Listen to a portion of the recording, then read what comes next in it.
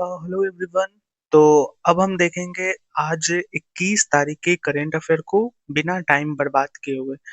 इसमें जितने भी मैंने फोटोज लगाए हैं वो सब जहां जहां से कलेक्शन हो सकता है मैं वो सब कलेक्ट कर रहा हूँ। और साथ ही में मैं सोर्स भी बता दे रहा हूँ। अगर आपको पढ़ना है तो आप वहां विजिट कीजिए और पढ़िए। ठीक है, तो लेट्स स्टार्ट। तो सबसे पहला हमारा करंट अफेयर है कि यूएस जो है उसने 31 जो यूनाइटेड नेशन यानी संयुक्त राष्ट्र की जो संस्थाएं थे उससे वो बाहर निकल गया। जैसे World Health Organization, Paris Climate Agreement, United Nation Human Right Commission, etc. उसके बाद जो अगला इम्पोर्टेंट है वो है 23rd foundation of National Commission for Scheduled Tribe, यानी जो जनजातीय आयोग है उसका कैमा वर्षगांठ है तो 23वां। ये कब एस्टेब्लिश हुआ था? तो 89वां कॉन्स्टिट्यूशनल अमेंडमेंट एक्ट 2003 के तहत ये स्थापित हुआ था। यह एक संवैधानिक संस्था है और आर्टिकल 338 ए के तहत स्थापित है। इसकी संरचना क्या है? तो इसमें एक चेयरपर्सन होंगे, एक वाइस चेयरपर्सन होंगे, तीन सदस्य होंगे और उस तीन सदस्य में से एक सदस्य महिला होगी। इन सबों की नियुक्ति कौन करते हैं? तो राष्ट्रपति करते हैं। और साथ ही में इनकी जो सेवा शर्त है नियम वाली जो बनती है वो भी राष्ट्रपति ही तय करते हैं। ये 3 साल के लिए पद पे रहते हैं और अधिकतम 2 बार इस पद के लिए वो चुने जा सकते हैं। इस पद मतलब इन सब पदों में ये चेयरपर्सन कौन हो सकते हैं? तो जो यूनियन कैबिनेट मिनिस्टर रैंक का जो मिनिस्टर होगा वही हो सकता है। और वाइस चेयरपर्सन जो मिनिस्टर ऑफ स्टेट होगा, यानी जो केंद्र में अगर होगा आयोग तो केंद्र के हिसाब से, और राज्य में होगा तो राज्य के हिसाब से जो मिनिस्टर ऑफ स्टेट होगा वो होंगे। और इसके मेंबर कौन हो सकते हैं? तो जो सेक्रेटरी होंगे गवर्नमेंट ऑफ इंडिया के वो हो सकते हैं। ये अपना रिपोर्ट, वार्षिक रिपोर्ट किसे सबमिट करते हैं? तो राष्ट्रपति को। और इनके पास सिविल कोर्ट जो होता है उतना इनके पास पावर होता है, यानी किसी को सम्मन भेज सकते हैं, किसी को बुला सकते हैं पूछताछ के लिए। एक और बात है, जनजातियों की सुरक्षा के लिए पेसा एक्ट 1996 है, ठीक है, जो इनकी रक्षा करती है। अगला इम्पोर्टेंट है state hood day of Mizoram and Arunachal. तो इन दोनों राज्यों की स्थापना कब हुई? 20 फरवरी 1987 को। 53वां जो संविधान संशोधन था 1986 का उसके तहत मिजोरम बना और 55वां के तहत अरुणाचल प्रदेश भारत का राज्य बना। मिजोरम भारत का 23वां राज्य है। पहले इसको लूशाई हिल, ये असम में था, उस नाम से जानते हैं। फिर इसका नाम मिजो हिल्स पड़ा और वर्तमान में इसका नाम मिजोरम है। ये एक जनजातीय क्षेत्र है जो शेड्यूल 6 के तहत आता है। शेड्यूल 6 में आपको पता है कि 5 राज्य आते हैं, ठीक है। अरुणाचल प्रदेश भारत का 24वां राज्य है और इसका पहले नाम था नॉर्थ ईस्ट फ्रंटियर एजेंसी। इस ब्रिटिश के टाइम में ना एक ट्रीटी ऑफ यानडूब हुआ था। यानडूब के संधि के तहत ब्रिटिश जो है ये इस पे कब्जा किया था। और ये ट्रीटी ऑफ यानडूब यानी यानडूब की संधि कब साइन हुई थी? तो पहला एंग्लो बर्मा युद्ध जो हुआ था उस समय हुआ था। और शिमला संधि के तहत, ठीक है, इसको तिब्बत, शिमला संधि जो हुआ था वो तिब्बत और यही अरुणाचल प्रदेश के बीच में हुआ था। ये बहुत इंपॉर्टेंट लाइन है, इंटरनेशनल क्रिमिनल कोर्ट।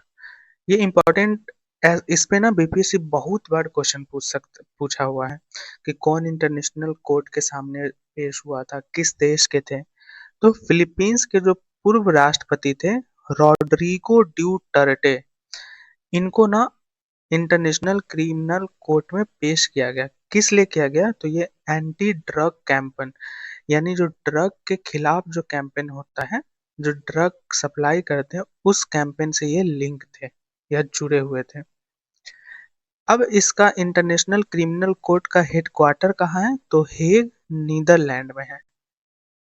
ये इस्टेब्लिश कब हुआ था? तो रोम स्टैचू जो है उसी के आधार पे ये इस्टेब्लिश हुआ था।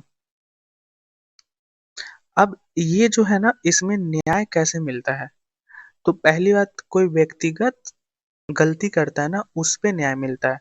कोई स्टेट को इसमें गलती की सजा नहीं मिलती। जैसे अगर भारत का कोई सदस्य है तो उसको इंटरनेशनल क्रिमिनल कोर्ट में उसके सजा के खिलाफ सुनवाई हो सकती है, लेकिन भारत के खिलाफ या भारत के किसी राज्यों के खिलाफ डायरेक्टली नहीं हो सकता है।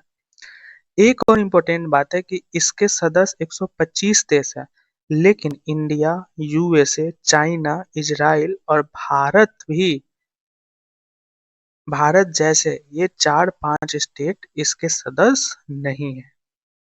इसके पास कोई अपना पुलिस नहीं है, बल्कि इसके जो सदस्य हैं उसके पुलिस के माध्यम से सुनवाई करने के लिए जिस पे मुकदमा चलता है उसको इस कोर्ट में लाया जाता है। उसके बाद ये भी बहुत इंपॉर्टेंट है, ओट्टावा कन्वेंशन जो है इससे पोलैंड बाहर निकल गया। अब ओट्टावा कन्वेंशन क्या है? तो ये एक कैनेडियन लेड है, यानी कनाडा के द्वारा स्टार्टिंग किया गया हुआ एक कन्वेंशन है, एक संस्था है। ये क्या करता है ना, तो ये ना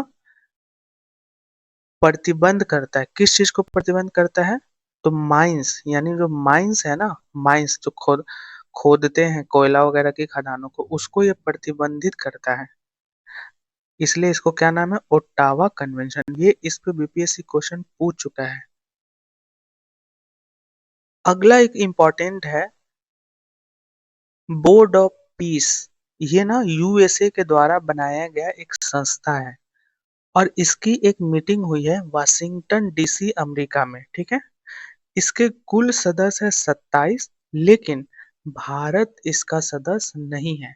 भारत इस मीटिंग में पार्टिसिपेट करता है, एक सदस्य के रूप में नहीं, बल्कि एक ऑब्जर्वर के रूप में, ठीक है। और ये आज का आखिरी न्यूज है,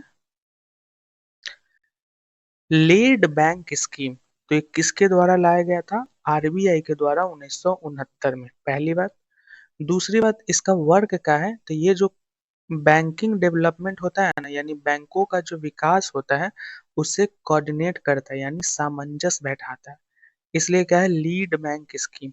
ये जो स्कीम है ना, ये जिला स्तर पे चलता है, यानी जिला स्तर पे जो अलग अलग बैंक होते हैं ना, उससे सामंजस्य बैठाने के लिए इस योजना को आरबीआई लाई थी।